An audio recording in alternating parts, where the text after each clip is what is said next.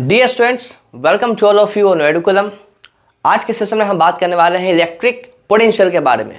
तो electric potential पढ़ने से पहले मैंने कुछ लेक्चर्स कराए हैं। उन लेक्चर्स को अगर आपने अब तक नहीं देखा है तो प्लीज़ जाकर प्लेलिस्ट में आप उसको देख लेंगे, ठीक है। तो आज हम बात करने वाले हैं इलेक्ट्रिक पोटेंशियल के ऊपर कि इलेक्ट्रिक पोटेंशियल है क्या, इसके एप्लीकेशंस क्या है, और बहुत आसान तरीके से हम समझेंगे इलेक्ट्रिक पोटेंशियल को, ठीक है। तो बात करते हैं इलेक्ट्रिक पोटेंशियल की। तो इलेक्ट्रिक पोटेंशियल बेसिकली होता है क्या, व्हाट इज इलेक्ट्रिक पोटेंशियल, ठीक है। नाम से ही पता चल रहा है पोटेंशियल, कितना पोटेंशियल है, ठीक है। तो देखो, जैसे कि हम बात करते हैं इलेक्ट्रिक पोटेंशियल की, ठीक है। तो मान के चलो एक पॉइंट ए है, we have taken a point A, ठीक है। एक पॉइंट ए है, ठीक है। और इस पॉइंट ए से दूर कहीं, इस पॉइंट ए से दूर कहीं, है ना, इन्फिनिटी से, कहाँ से, इन्फिनिटी से, है ना, एक चार्ज आ रहा है, ठीक है। एक चार्ज आ रहा है, ठीक है, आ रहा है। अब क्या होगा कि जैसे ही ये चार्ज आगे की ओर फ्लो करता है टुवार्ड्स ए, ठीक है, टुवार्ड्स पॉइंट ए, तो जैसे ही ये चार्ज आगे फ्लो करेगा, है ना, तो फ्लो करवाने के लिए इस पे कुछ वर्क डन होता है, ठीक है, वर्क डन होता है। तो क्लास 9 पे हम लोग ऑलरेडी पढ़ चुके हैं कि वर्क डन क्या होता है ना, वर्क डन क्या होता है, ठीक है। तो इस चार्ज पे क्या होगा, वर्क डन होगा, वर्क डन, ठीक है, okay. So basically work will be done on this charge, okay, in transporting it from infinity far away two point A. कहने का मतलब ये है कि कहीं दूर इन्फिनिटी से पॉइंट ए तक ले जाने में, मतलब इस पॉइंट से इन्फिनिटी से इसको ए तक पहुंचाने में, है ना, एक वर्क डन होगा, वर्क डन होगा। अभी मान के चलो हमारा चार्ज यहाँ पे था, ठीक है, आफ्टर टाइम टी, ठीक है, after time T, after time T, कुछ समय के बाद में ये चार्ज जो है यहाँ पे पहुँच जाता है, ठीक है। अब देखो, तो जब ये चार्ज इस पॉइंट पे पहुँचेगा, ठीक है, जब ये चार्ज इस पॉइंट पे पहुँचेगा, पॉइंट ए पे, तो इस पॉइंट पे पहुँचने में हमें क्या करवाना पड़ रहा है, वर्क डन करना पड़ रहा है। किस पे वर्क डन करना पड़ रहा है हमें, तो चार्ज में। क्यों करना पड़ रहा है, इसको ट्रेवल करवाने के लिए, ट्रांसपोर्ट करवाने के लिए, ठीक है। तो जैसे ही चार्ज ट्रांसपोर्ट होके ए पे आएगा, इस पे कुछ वर्क डन होगा, उस वर्क डन को ही क्या बोलेंगे, उस पॉइंट का इलेक्ट्रिक पोटेंशियल, ठीक है। तो हम बात कर रहे हैं पॉइंट ए का, तो इस पॉइंट का जो इलेक्ट्रिक पोटेंशियल है, यहाँ पे मैं लिख रहा हूँ electric potential at point A, ठीक है, इलेक्ट्रिक पोटेंशियल एट पॉइंट ए। इस पॉइंट पे, पॉइंट ए पे जो इलेक्ट्रिक पोटेंशियल होगा वो किसके इक्वल होगा, वो इक्वल होगा वर्क डन, ठीक है, अपॉन पर यूनिट चार्ज, पर यूनिट चार्ज,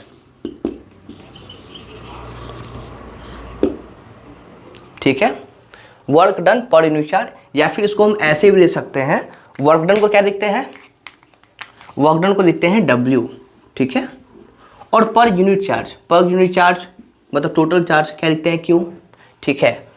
तो इसी तरह work done per unit charge, work done per unit charge, ठीक है, ये work done per unit charge को क्या बोलेंगे, electric potential at point A. Electric potential का सिंबल क्या होता है, इलेक्ट्रिक पोटेंशियल का सिंबल होता है V, ठीक है। और ये किस पॉइंट का ये इलेक्ट्रिक पोटेंशियल बता रहा है, तो पॉइंट ए, तो यहाँ पे लिख देंगे VA। आप नहीं भी लिख सकते हो, अपन समझने के लिए लिख रहे हैं VA। VA कहने का मतलब है कि पॉइंट ए पे जो इलेक्ट्रिक पोटेंशियल है वो क्या होगा, तो VA जो होगा वो होगा work done upon the charge, ठीक है, पर यूनिट चार्ज, ठीक है। तो this is our electric potential, ठीक है। सेकेंड बात पे आता है, electric potential is a scalar quantity, ठीक है। अभी बताया था, ऑलरेडी डिस्कस्ड है स्केलर, स्केलर क्वांटिटी क्या होता है, ठीक है।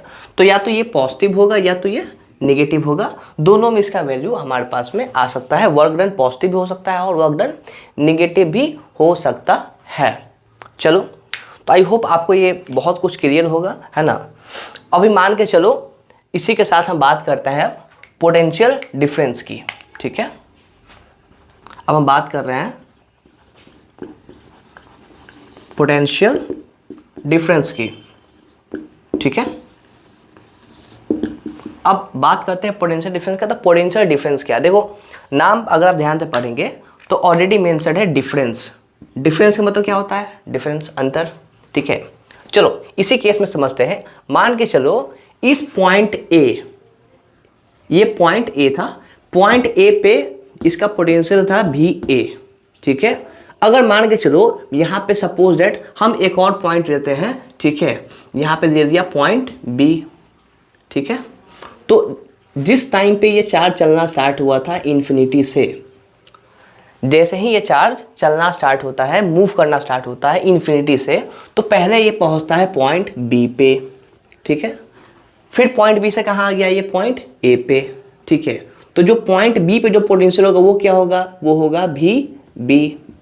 भी मतलब पोटेंशियल डिफरेंस, पॉइंट बी मतलब पॉइंट बी पे। यहाँ पे पोटेंशियल डिफरेंस क्या होगा, तो यहाँ पे जो पोटेंशियल डिफरेंस होगा वो होगा भी ए, ठीक है। तो अब बोला जा रहा है कि पोटेंशियल डिफरेंस क्या होता है, ठीक है। तो पोटेंशियल डिफरेंस क्या होता है, ठीक है। तो पोटेंशियल डिफरेंस जो होता है, ठीक है, it is the difference between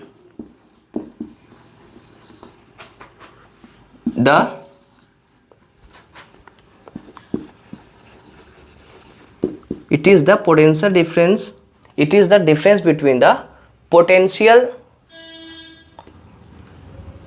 at two different points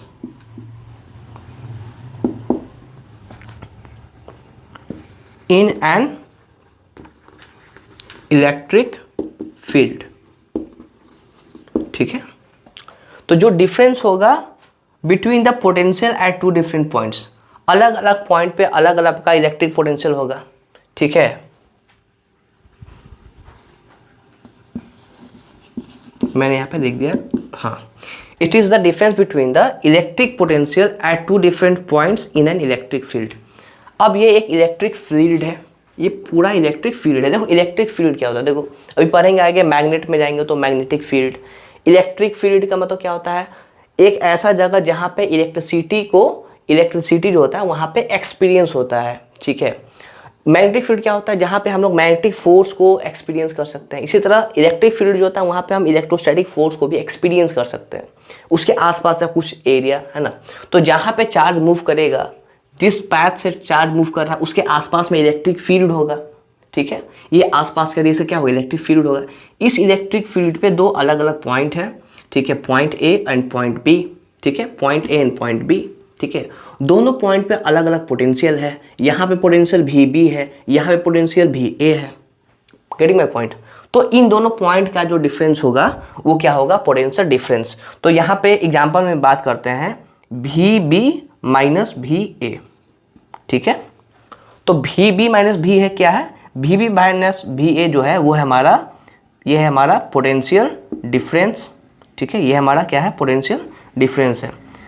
कैसा पोटेंशियल डिफरेंस है, potential difference between the electric potential at point A and point B. Point B के पास जो पोटेंशियल था और पॉइंट ए के बाद में जो पोटेंशियल था इलेक्ट्रिक पोटेंशियल, उसके बीच का जो डिफरेंस होगा उसको कहेंगे हम लोग पोटेंशियल डिफरेंस, ठीक है। चलो एक और बात आप लोग याद रखोगे, ठीक है, एक और बात आप लोग याद रखोगे कि इफ भी B is equal to B ए, ठीक है। अगर मान के चलो जो भी बी था potential difference and point B, वो भी ए के इक्वल है, is equal to the potential difference electric potential at point A. Sorry, ध्यान देना, मैं बोल रहा हूँ कि जो electric potential at point B है और जो electric potential at point A है, अगर दोनों इक्वल हो, इफ भी B is equal to B A, then potential difference will be be 0, ठीक है। मान के चलो ये x था और ये x है, x माइनस एक्स कितना हो गया 0, तो क्या हो जाएगा इस केस में, क्या हो जाएगा, ठीक है, इस केस में हो जाएगा कि भी बी माइनस भी ए इज इक्वल टू 0। क्यों? क्योंकि भी बी जो है इक्वल है किसके इक्वल है, भी ए के इक्वल है। ओके चलो, तो आई होप आपको ये कंसेप्ट समझ में आया होगा, पोटेंशियल डिफरेंस, ठीक है। चलो अब हम बात करते हैं कि पोटेंशियल डिफरेंस को मेजर किस में करेंगे, इसका एसआई यूनिट क्या है। तो देखो वर्क डन पढ़ चुके हम लोग, क्लास 9 में पढ़ना था, उसमें पढ़ना था कि वर्क डन को किस में मेजर करते हैं, तो जूल में। जूल, जब हम लोग वर्क डन करते हैं तो क्या होता है, एनर्जी रिलीज होता है, कोई भी काम करते हैं अपन। वर्क डन कब होता है, वर्क डन तब होता है जब हम लोग किसी भी ऑब्जेक्ट को मूव करवा पाते हैं, ठीक है, मूव करवा पाते हैं, पढ़े थे, ठीक है। तो वर्क डन होगा, अभी उस पर भी डिस्कस करेंगे बाद में। अभी ये समझो कि वर्क डन क्या होता है। वर्क डन का मतलब होता है अगर हम लोग किसी पार्टिकल को एक जगह से दूसरी जगह लेकर जाते हैं, मूव करवाते हैं, ठीक है, तो हम कह सकते हैं कि वर्क डन हुआ है। तो यहाँ पे भी हम लोगों ने उसको मूव करवाया तो वर्क डन तो हुआ, काम हुआ है, वर्क को किया गया है, ठीक है। किस पे किया गया है, तो चार्ज पे किया गया है। तो चार्ज को किस पे नापते हैं, तो कूलम में, ठीक है। तो इसका एसआई यूनिट क्या हो जाएगा, तो जूल भैया का होता है जे, ठीक है, और कूलम का होता है सी। इसको हम लोग कैसे लिख सकते हैं, इसको ऐसे भी लिख सकते हैं जूल। अब ध्यान दो, इसको कैसे लिख सकते हैं, इसको लिख सकते हैं जूल C माइनस 1। अब कहोगे सर ये C माइनस 1 कैसे आ गया, बताया था ना, याद करो 1/x को क्या लिखते हैं, x टू द पावर -1। तो C पे पावर क्या है, अभी प्लस है, ऊपर जाएगा तो क्या हो जाएगा -1, तो मैं दिया जे C माइनस 1 या फिर जूल पर कूलम, ठीक है, ठीक है। चलो अब एक और क्वेश्चन आपसे ये पूछा जा सकता है, ठीक है, कि 1 जूल पर कूलम क्या है, ठीक है। तो आपसे एक क्वेश्चन ये पूछा जा सकता है कि आपने यहाँ पे बताया सर कि 1 जूल 1 कूलम इक्वल टू 1 भी, ठीक है। तो 1 जूल अपॉन 1 कूलम होता है क्या, ठीक है। तो क्वेश्चन पूछता है आपसे कि what is 1 joule upon 1 coulomb, ठीक है, ठीक है, क्या है। तो सबसे पहले देखो 1 जूल अपॉन 1 कूलम ये आया कैसे आया, देखो 1 जूल अपॉन 1 कूलम किसके इक्वल है, ये इक्वल है भी के इक्वल, ठीक हो। तो यहाँ पे भी क्या लिखेंगे, 1 भी। देखो ये 1 तो ये क्या आ जाएगा 1। यहाँ तक कोई दिक्कत, आई होप कोई दिक्कत नहीं होगा, ठीक है। चलो बात करते हैं सेकेंड पॉइंट पे। तो 1 joule upon 1 coulomb equal to होता है 1 भी। ये भी का मतलब क्या हुआ, ये भी का मतलब हुआ वोल्ट। तो आपसे डायरेक्टली ये पूछा गया है what is 1 joule upon 1 coulomb, या फिर इसको आप कह सकते हैं, या आपसे ये पूछना चाह रहा है व्हाट इज 1 वोल्ट, ठीक है, व्हाट इज 1 वोल्ट। तो 1 वोल्ट क्या है, 1 जूल अपॉन 1 कूलम, ठीक है।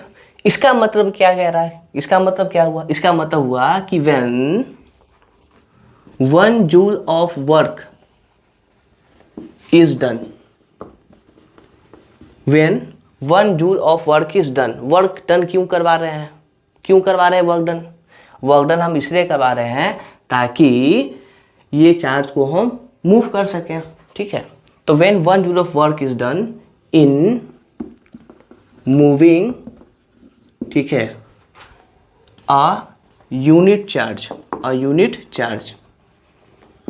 अ यूनिट चार्ज का मतलब क्या है, मतलब कि 1 कूलम का चार्ज, 1 कूलम का चार्ज को क्या कहेंगे, ए यूनिट चार्ज। इसको याद रखना, ए यूनिट चार्ज मतलब 1 कूलम का charge. when 1 joule of work is done in moving 1 coulomb of charge, then the electric potential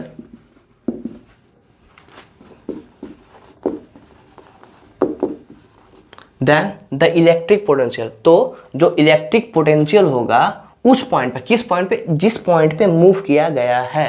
अभी मैंने इसको क्या किया, इसको इन्फिनिटी से पॉइंट बी पे मूव किया, तो हम पॉइंट बी पे इलेक्ट्रिक पोटेंशियल की बात करेंगे, ठीक है।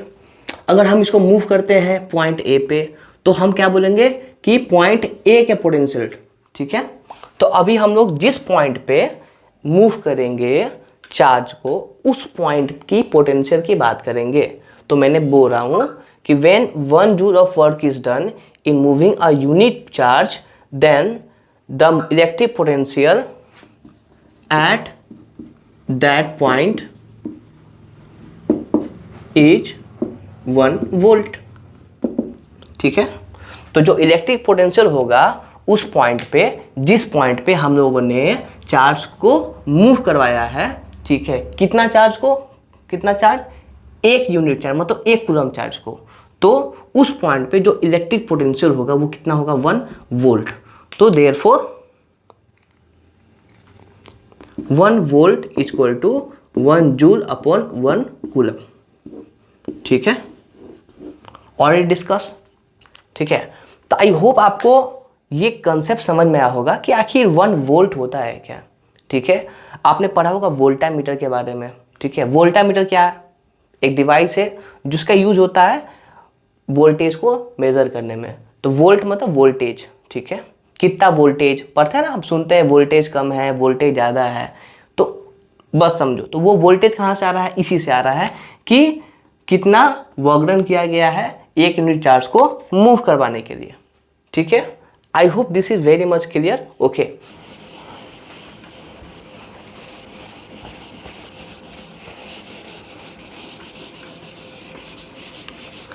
तो बच्चों अभी तक हम लोगों ने जो भी पढ़ा है ना, उस बेसिस पे हम लोग क्या करेंगे, अब कुछ न्यूमेरिकल्स को बनाएंगे, ओके।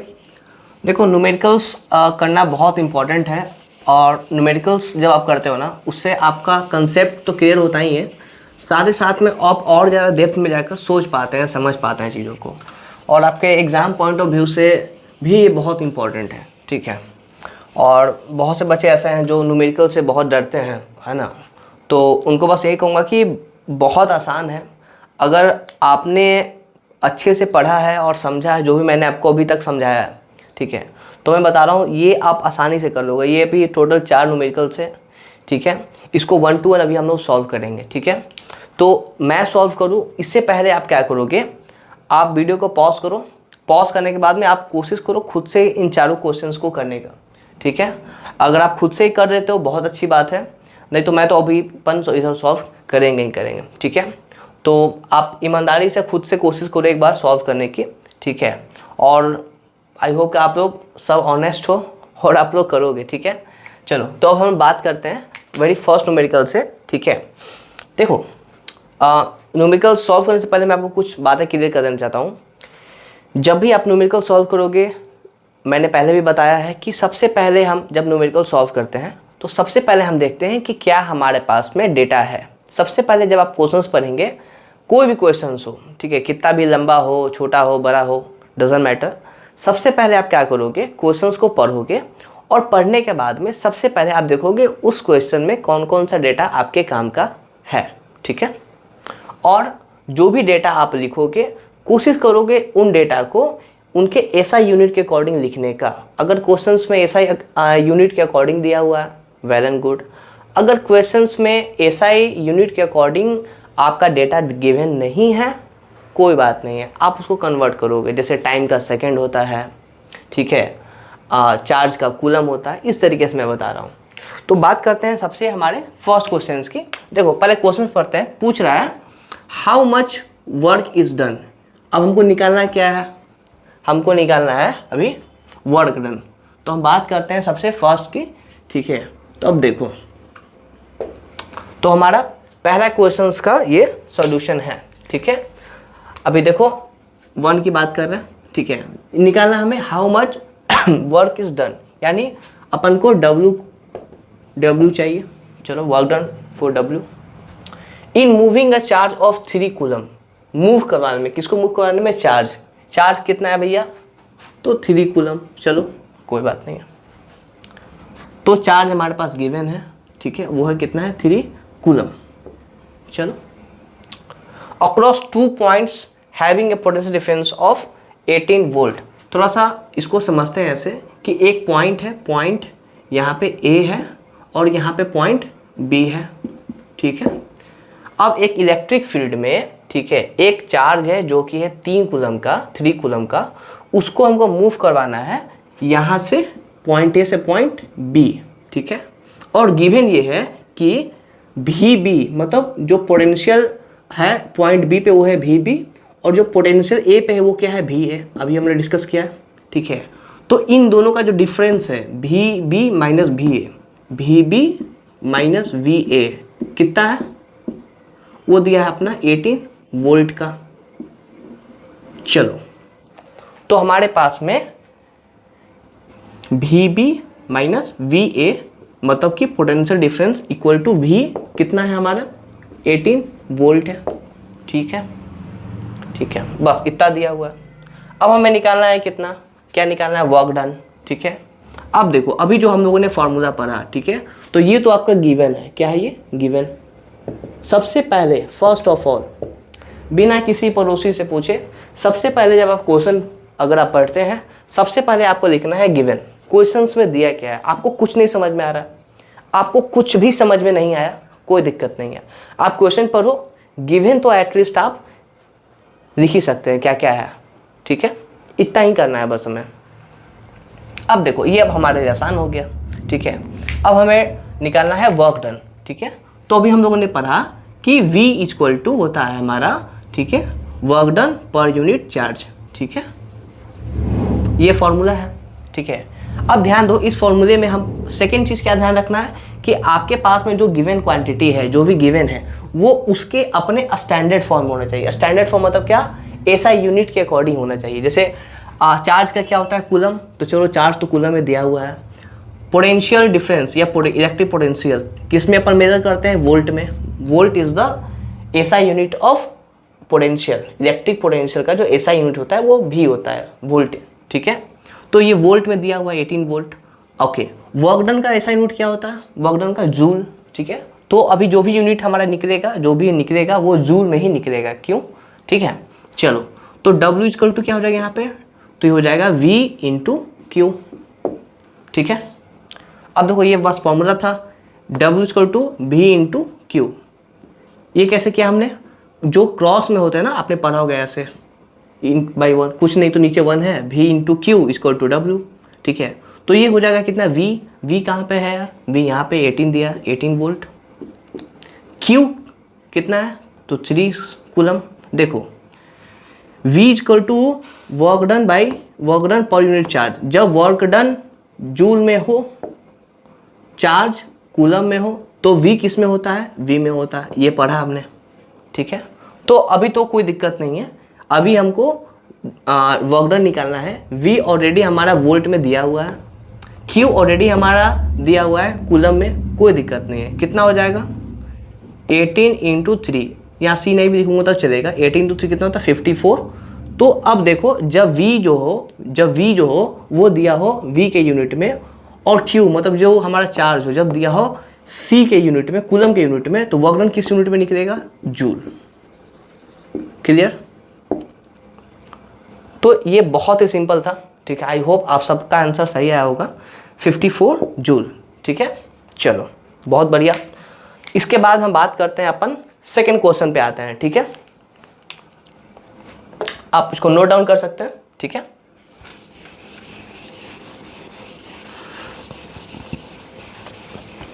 तो ये तो हमारा पहला क्वेश्चन सॉल्व हो गया।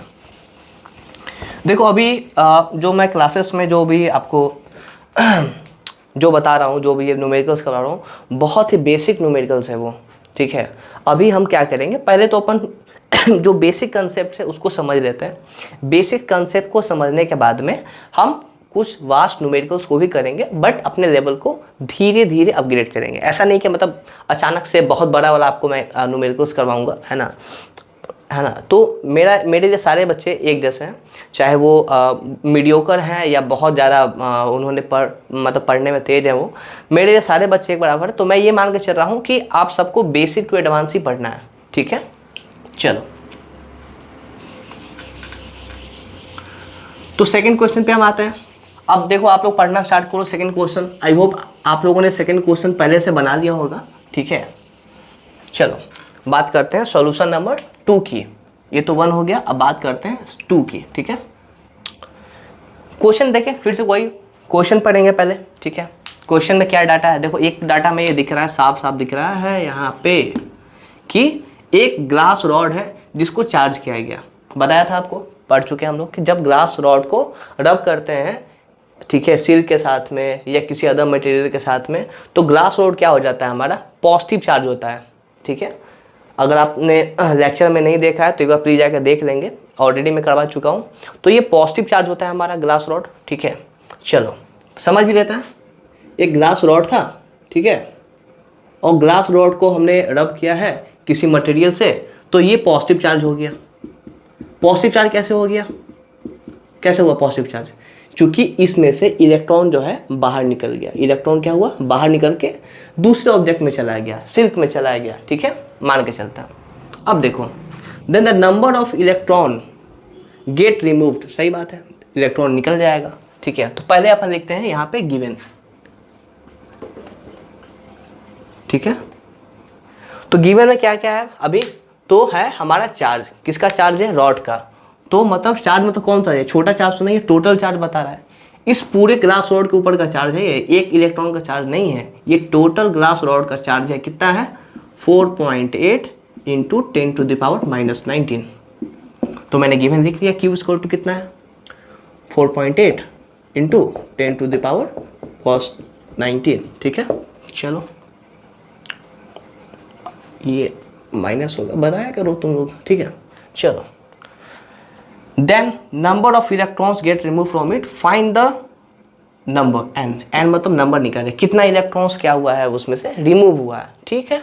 चलो कोई बात नहीं है, तो हमें n निकालना है, ठीक है। अब थोड़ा सा सोचो कि आपके पास में n आपको निकालना है, q आपको दिया हुआ है, तो कोई ऐसा फॉर्मूला याद करो जिसमें अपन ये कर चुके हैं पहले। तो आपने क्वांटाइजेशन ऑफ चार्ज में पढ़ा था आपका कि Q equal to N into E होगा, ठीक है, मैंने पढ़ाया है, प्रॉपर्टीज जब पढ़ाया था आपको चार्जेस का, उसमें आपको बताया हुआ हूँ कि जो टोटल चार्ज होगा वो मल्टीपल होगा, किसके मल्टीपल में होगा, एक इलेक्ट्रॉन का जो चार्ज होगा उस चार्ज के मल्टीपल में ही टोटल चार्ज होगा, ठीक है, जहाँ पे n क्या है, नंबर ऑफ इलेक्ट्रॉन्स है, ठीक है। तो यहाँ पे अपन E का वैल्यू लिख देते हैं, E का वैल्यू कितना होता है, 1.6 इंटू 10⁻⁻19, ठीक है। चलो अब देखो यहाँ से, तो ये फॉर्मूला है हमारा, इससे n क्या हो जाएगा, तो n इक्वल टू क्या हो जाएगा, Q अपॉन E, ये E नीचे चला जाएगा, Q यहीं पे रह जाएगा, ठीक है। तो ये हमारा फॉर्मूला निकल गया। तो अब इस पे क्या फॉर्मूला लगा दें, n equal to Q upon E, ठीक। चलो Q कितना है, अब देखो, तो अब ध्यान देना है, Q टोटल चार्ज, क्या टोटल चार्ज कूलम में है, क्या टोटल चार्ज कूलम में है, तो हाँ कूलम में है, क्योंकि चार्ज का ऐसा यूनिट कूलम होता है, तो इसको कूलम में रखा है हमने, चलो ठीक है। ये इलेक्ट्रॉन का चार्ज कूलम में है, तो या ये ऑलरेडी कूलम में है। चलो तो अभी बहुत आसान हो गया हमारे लिए, 4.8 इंटू 10⁻⁻19 और नीचे आ जाएगा ये 1.6 इंटू 10⁻⁻19। देखो मैं चाहूँ तो डायरेक्टली इसको ऐसे कट सकता हूँ, ठीक है। अब मैं बताता हूँ, देखिए मैंने क्या क्या डायरेक्ट कट नहीं किया, आपको समझाने के लिए मैं क्या करता हूँ, देखो एक पॉइंट को राइट रखे गया, एक पॉइंट को राइट में, तो यहाँ पे हो गया 10⁻⁻1। आपको बता चुका हूँ कि जब भी अगर हम डेसिमल को राइट की तरफ शिफ्ट करते हैं, तो जितने डिजिट हम राइट में लेके जाते हैं डेसिमल को, उतना ही यहाँ पे -1 देते हैं। अभी मैंने क्या किया, डेसिमल को 8 के बाद यहाँ पे शिफ्ट किया, 4.8 था, अब ये 8 के बाद चला गया, 48.0 हो गया, ठीक। इसी तरह मैंने इसको यहाँ पे किया, डायरेक्ट भी कर सकते हैं बट मैं आपको समझाने के लिए कर रहा हूँ। तो एक डिजिट फिर मैंने नीचे वाले डेसिमल को कहाँ किया है, राइट में शिफ्ट किया, तो फिर क्या करूँगा, 10⁻⁻1, ठीक है।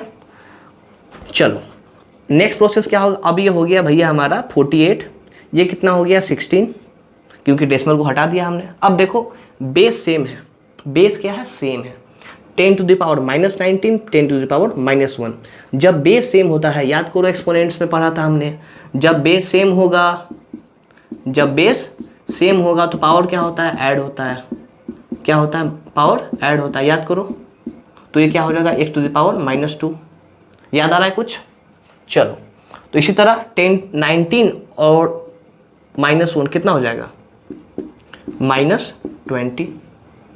इसी तरह नीचे -19 और फिर -1 क्या हो जाएगा, 20 हो जाएगा। ठीक है, अब याद करो, अब यहाँ पे अपन क्या करेंगे, देखो यहाँ पे ये 3 3 बार में 16 × 3 48 हो जाता है, तो अपन 3। अब देखो यहाँ पे क्या होता है कि ये जो हमारा डिजिट है, याद करो एक्सपोनेंट का रूल फिर से लगाएंगे। एक्सपोनेंट का रूल क्या था, 1/x को क्या लिखते हैं, x⁻⁻1। ठीक है, x⁻⁻1। तो ये -20 है ना, ठीक है, -20 है, तो 1/-20 जब ऊपर जाएगा तो क्या बन जाएगा, प्लस चला जाएगा, तो ये हो जाएगा ×10⁻+20। ठीक है, अब बेस सेम होता है तो पावर क्या होता है, ऐड होता है। तो जब +20 में हम -20 ऐड करेंगे तो कितना बचेगा, लड्डू। चलो, तो अपन ने दे दिया लड्डू। ठीक है, खत्म, तो ये अपन कट जाएगा या खत्म हो जाएगा। अब बचा 3, तो n = क्या आ गया, 3। और n क्या है, n, तो n is the number of electron. तो पूछ रहा है कितना इलेक्ट्रॉन इसमें से निकला था, तो कितना निकला था, 3 इलेक्ट्रॉन्स। ठीक है, देखो बच्चा मैं कोशिश कर रहा हूँ ना कि मैं डायरेक्ट इसको सॉल्व ना करूँ। जो मैथमेटिकल ऑपरेशंस है यहाँ पे, जो मैथमेटिकल अप्रोच है, मैं उसको आपको बताते चल रहा हूँ, ये कर कैसे रहा हूँ मैं। क्योंकि बहुत से बच्चे क्या करते हैं, इसी में फंस जाते हैं, उनको नहीं समझ में आता इसको सॉल्व कैसे करना है। ठीक है, और जब तक आपका ये आंसर नहीं आएगा तब तक आप परेशान रहोगे, यार आंसर नहीं आ रहा है, आंसर नहीं आ रहा है। आंसर आएगा। आंसर कैसे आएगा, जब आप इन सभी चीज़ों को याद करके चलोगे। तो आपको स्टेप बाय स्टेप याद रखना है कि मैं कर कैसे रहा हूँ। जब मैं आपके टाइम पे था तो मेरे को भी बहुत दिक्कत होती थी कि डायरेक्ट वो ऐसे कट कर देते थे, क्यों हो रहा है, ये हो कैसा रहा है। इसको समझने के लिए मैं मैथमेटिकल अप्रोच आपको लाइन बाय लाइन समझा रहा हूँ, नहीं तो मैं डायरेक्ट यहाँ पे ऐसे सॉल्व कर सकता था। ठीक है, आगे जब आप प्रैक्टिस करेंगे तो आपको इतना लेंदी प्रोसेस जाने की जरूरत नहीं है, आप डायरेक्ट इसको सॉल्व कर सकते हैं। ठीक है, प्रैक्टिस करते करते आपको आ जाएगा। ठीक है, तो सेकेंड क्वेश्चन हमारा बन गया है। अब हम बात करते हैं थर्ड क्वेश्चन पे। ठीक है, इसको मैं मिटा रहा हूँ, आप चाहे तो इसको सेव कर सकते हैं, सॉरी आप इसको लिख सकते हैं। चलो सेव भी कर लो, कोई दिक्कत नहीं है।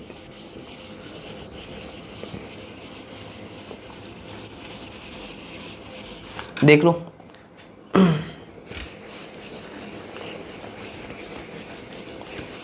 मेरी पूरी कोशिश रहती है कि मैं आपको हर एक चीज़ छोटे छोटे पार्ट्स में करके समझाऊं। ठीक है,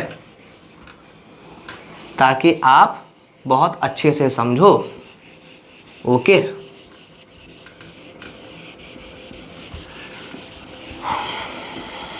चलिए अब आप बात करते हैं नेक्स्ट क्वेश्चन की। क्वेश्चन नंबर थर्ड क्या कह रहा है कि अ लाइटनिंग स्ट्राइक। लाइटनिंग का मतलब क्या होता है, बिजली कड़कती है ना। ठीक है, जब बारिश होती है तो देखते हैं बहुत कड़ाके की बिजली गिरती है नीचे, है ना, उसी बिजली की बात हो रही है, लाइटनिंग। स्ट्राइक का मतलब क्या होता है, टकराया।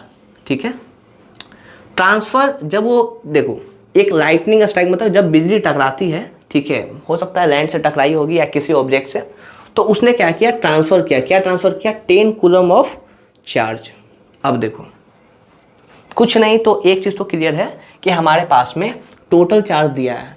ठीक है, total charge, not charge of 1 electron, total charge दिया। टोटल चार्ज कितना हो रहा है, तो गिवन में क्या लिख देंगे, बड़ा वाला क्यू कितना है भैया, बड़ा वाला है 10 कूलम। ओके, इन 2 मिली सेकेंड।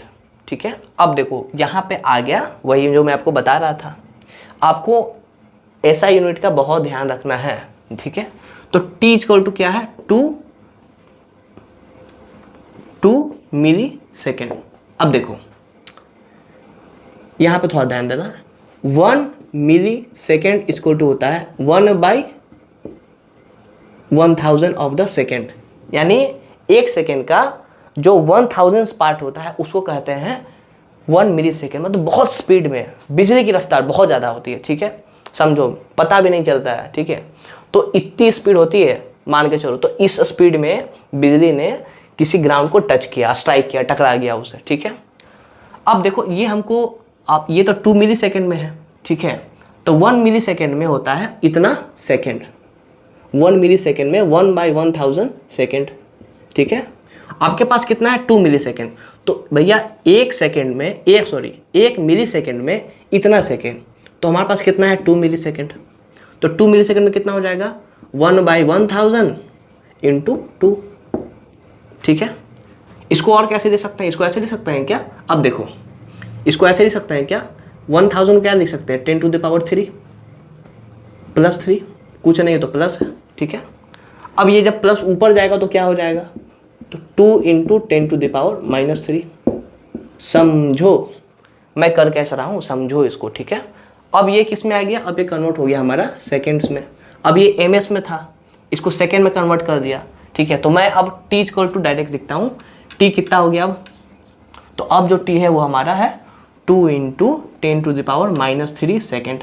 देखो इसको सेकेंड में कन्वर्ट किया मैंने, ध्यान दो ध्यान दो। ठीक है, चलो उसके बाद में क्या है पूछ रहा है ये? Calculate the current.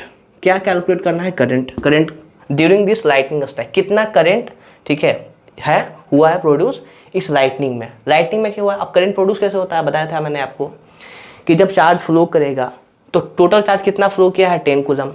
तो भैया जब चार्ज फ्लो करेगा तो बिजली तो प्रोड्यूस होगा ही, है ना?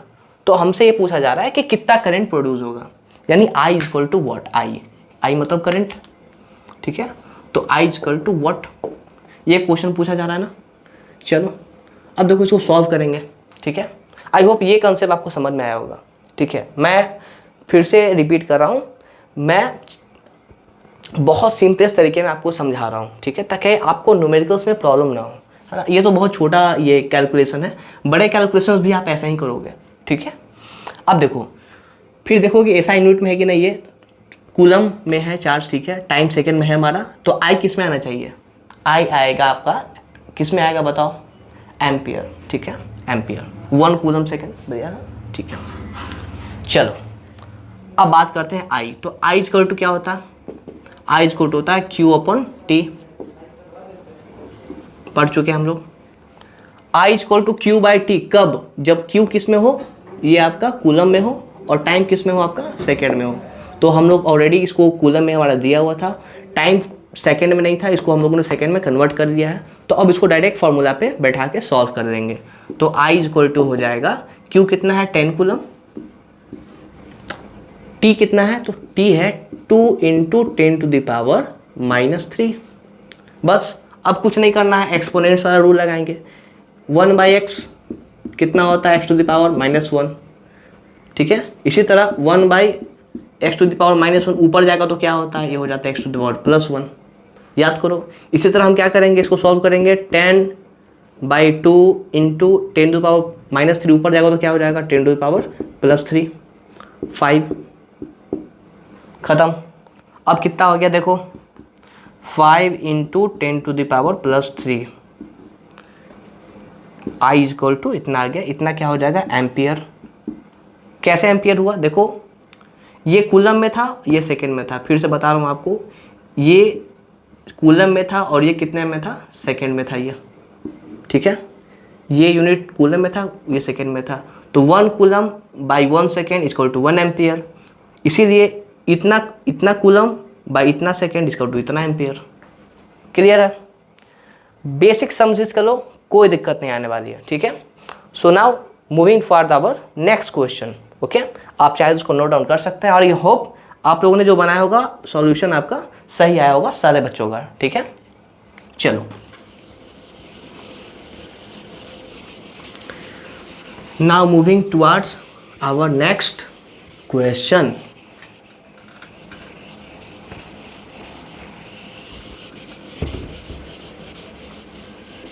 चलो नेक्स्ट क्वेश्चन क्या बोल रहा है? नेक्स्ट क्वेश्चन ये बोल रहा है कि if the current in a wire is 5 ampere. उसी तरह हर साल की भांति इस साल भी, है ना, क्या करेंगे? पहले गिवन, सबसे पहले गिवन। कुछ नहीं करना है, कुछ भी नहीं करना है, पड़ोसी से भी नहीं पूछना है, गिवन को लिख देना है। ठीक है, गिवन क्या है? गिवन है आपका कि एक करंट है वायर में, करंट इन वायर कितना है? ये 5 एम्पियर है करंट। ठीक है, चलो मैंने लिख दिया I इक्वल टू 5 एम्पियर। ध्यान देना है कि जो गिवन लिखे उसको ऐसा यूनिट में लिखे। करंट का ऐसा यूनिट क्या है? एम्पियर। चलो एम्पियर में लिखा मैंने। Find the amount of charge, amount of charge passes through it in 1 hour. देखो ये 1 आवर दिया ना, 1 आवर क्या है, टाइम है, t इक्वल टू कितना हो गया, 1 आवर। ठीक है, अब देखो ये आवर में है, सेकंड में हमको चाहिए, इसका ध्यान रखना है। ठीक है, find the amount of charge. Amount में तो क्या, टोटल अमाउंट, टोटल पूछ रहा है ना, तो क्यू पूछ रहा है, क्यू कितना होगा। चलो अब देखो, अब हमें करना क्या है, देखो अब टाइम हमारा आवर में है। ठीक है, तो अब हमको क्या करना होगा, इसको बदलना होगा सेकंड में। ठीक है, सेकंड में बदलना होगा। कैसे करेंगे अपन, देखो तो 1 आवर में कितने सेकंड होते हैं। ठीक है, तो पहली बात है कि 1 आवर में 60 मिनट्स होते हैं, 1 आवर में 60 मिनट्स होते हैं। ठीक है, और 60 मिनट और 1 मिनट में कितने, 1 मिनट में कितने सेकंड होते हैं, 60 सेकंड। तो 60 मिनट में तो फिर से 60 कर देंगे। अब ये टोटल किस में आ जाएगा, वैल्यू हमारा सेकंड्स में आ जाएगा। ठीक है, तो कितना हो जाएगा, 3600 सेकंड्स। क्लियर, क्लियर है ना। चलो तो अब अपन कर देते हैं।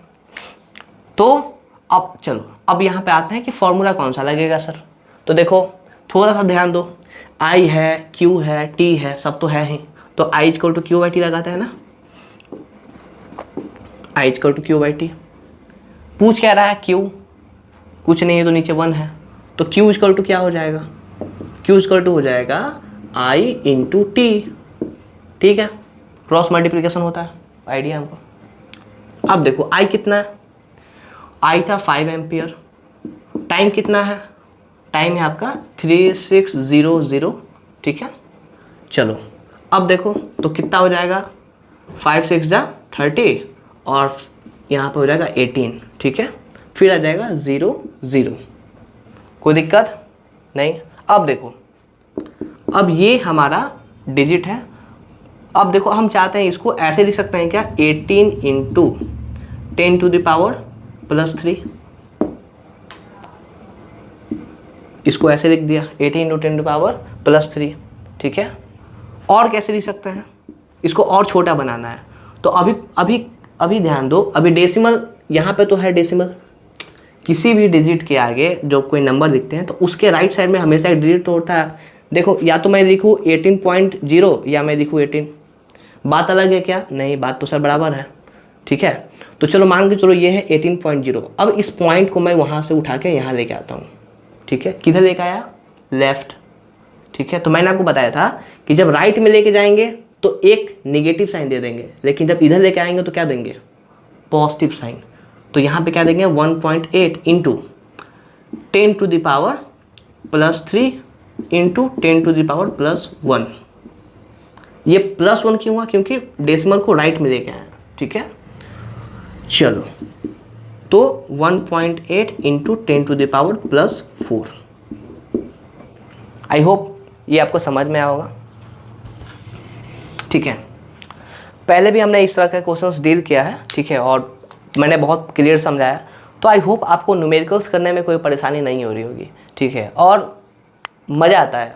मैं बताऊं, अगर आपने अच्छे से समझा है कॉन्सेप्ट्स को तो आपको बहुत मज़ा आएगा न्यूमेरिकल्स करने में, क्योंकि इससे आसान तो कुछ होता ही नहीं है। पहली बात, कोई रटने का झंझट नहीं है, एकदम क्लियर है, जो है वही है। ठीक है, दूसरी बात, आप जब करोगे, प्रैक्टिस करोगे, करते करते ये इतना आसान हो जाएगा कि आपको सोचने की ज़रूरत नहीं है कि पॉइंट को मैं राइट कर रहा हूँ, लेफ्ट कर रहा हूँ, प्लस होगा माइनस। क्वेश्चंस करोगे, करते करते करते करते आप फ्लो में आ जाओगे। ठीक है, तो आज के सेशन में हमने देखा कि कैसे अपन वी का ये न्यूमेरिकल्स कैसे सॉल्व करते हैं। ठीक है, और आज हमने पोटेंशियल डिफरेंस, इलेक्ट्रिक पोटेंशियल के बारे में पढ़ा। जो हमने लास्ट टाइम अभी जो पढ़ा है उस बेसिस पे कुछ न्यूमेरिकल्स किए हैं, आगे भी करेंगे। ठीक है, चलो तो आज चूँकि लेक्चर बहुत लंबा हो रहा है तो आज इसको अपन यहीं पे रोकते हैं। नेक्स्ट लेक्चर में हम जो बात करेंगे वो बात करेंगे हम अपने पोटेंशियल डिफरेंस तो हो गया हमारा, चलो ठीक है। अब हम बात करेंगे ओम्स लॉ की बात करेंगे। ठीक है, ओम्स लॉ क्या होता है। ठीक है, heating effect of electric current की बात करेंगे। ठीक है, उसके बाद में हम बात करेंगे रेजिस्टेंस की, रेजिस्टेंस सीरीज़ में, इन पैरेलल। ठीक है, सबकी बात करेंगे, 1 to 1 सब पढ़ेंगे, सबके न्यूमेरिकल्स को सॉल्व करेंगे। और मैं आपको इस सब्जेक्ट का हीरो बनाऊंगा, हीरो। हीरो मतलब हीरो, आपसे ज़्यादा कोई आगे नहीं होगा। अब बस मैं आपको जो बता रहा हूँ उसको फॉलो करो और देखना इलेक्ट्रिक करंट एंड इलेक्ट्रिसिटी से आपका एक भी क्वेश्चन नहीं छूटेगा। अगर जो भी मार्क्स होगा आपका फुल में फुल आने वाला है, चाहे आप कोई भी एग्ज़ाम दे दो, ठीक है। तो इस विश्वास के साथ आप पढ़ाई करो और कोशिश करो मेरे लेक्चर के बाद में जो मैं पढ़ाया हूँ उसका रिवीजन करने का। उसके बाद में जो क्वेश्चंस मैंने कराया है उसको तुम नोट डाउन करते जाओ। नोट डाउन आप लोग करोगे तो क्या होगा कि आप उसको रिवीजन में यूज़ कर सकते हैं। आप सिर्फ वीडियो देखो मत, आप इसका नोट्स बनाओ। इसका जैसे आप क्लास में पढ़ाई करते हो बस उसी तरीके से इसका प्रॉपर नोट्स बनाया करो। नोट्स कॉपी में लिखो, बनाओ और मॉर्निंग टाइम पे या जब आपका टाइम हो उसको एक बार देखो। और जब भी आप न्यूमेरिकल्स बनाने बैठो एनसीईआरटीज़ का या कोई और आपके पास स्टडी मटेरियल है उसका, तो जब आप बनाने बैठो तो एक बार इस नोट्स का रिवीजन कर लो, उसके बाद आप बनाओ। देखोगे कि आपका सारा न्यूमेरिकल्स बन रहा है, ठीक है। तो चलो इसी गुड नोट के साथ में मैं सेशन को इन करता हूँ एंड आई होप कि आपको ये लेक्चर बहुत पसंद आया होगा। तो प्लीज़ प्लीज़ प्लीज़ प्लीज़ इस लेक्चर को जो बच्चे जिनको ज़रूरत है, जो देखना चाहते हैं, आपको लगता है कि नहीं ये बहुत कमज़ोर है, मेरे फ्रेंड को हेल्प होना चाहिए, तो आप प्लीज़ अपने फ्रेंड को शेयर करो। ये उसको बताओ कि देखो ये मैं पढ़ रहा हूँ और मुझे बहुत बेनिफिट है, ठीक है। एक पुण्य का काम करो आप लोग, इसको शेयर करो, चैनल को सब्सक्राइब करो और हाँ कोशिश करो डिटरमिन्ड होकर पढ़ाई करने का। क्योंकि बेटा अगर आप फेल होते हो ना, सपोज इट आप नहीं कर पाते हो या आपका एग्ज़ाम ख़राब किसी भी रीज़न से होता है, कोई ये नहीं देखता कि किस रीज़न से आपने अच्छा नहीं किया। सब यही देखते हैं कि आपका रिज़ल्ट क्या है। और रिज़ल्ट कैसे आएगा? रिज़ल्ट आएगा प्रैक्टिस करने से, पढ़ाई करने से। तो एक डेडिकेटेड अपना आप रूटीन चैट बनाओ, उसको फॉलो करो। और क्लास 10th वैसे भी इम्पॉर्टेंट है, मैं ऑलरेडी डिस्कस कर चुका हूँ, तो जान लगा दो और अच्छे से पढ़ो। इसी के साथ में मैं इस सेशन को एंड करता हूँ। I hope you all are being good और आप लोग अच्छे से पढ़ाई कर रहे होंगे। Okay, so thank you so much for being here. Thank you so much.